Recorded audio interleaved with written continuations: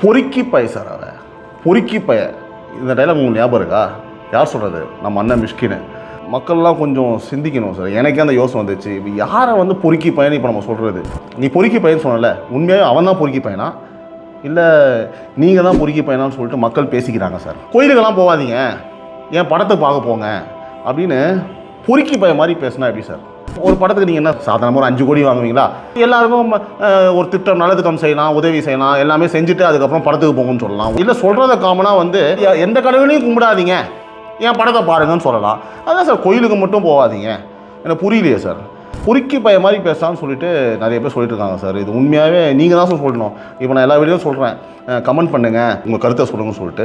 Mysskin sir, இந்த பொறுக்கி பையை பற்றி கமெண்ட் வந்து நீங்கள் தனிப்பட்ட முறையில் போனீங்கன்னா நல்லாயிருக்கும். உங்கள் ரீச் ஆகிற வரைக்கும் இதை பார்க்குறவங்க எல்லாமே கொஞ்சம் ஷேர் பண்ணுங்கள், இன்ட்ரெஸ்டிங்காக இருக்கும் சார்.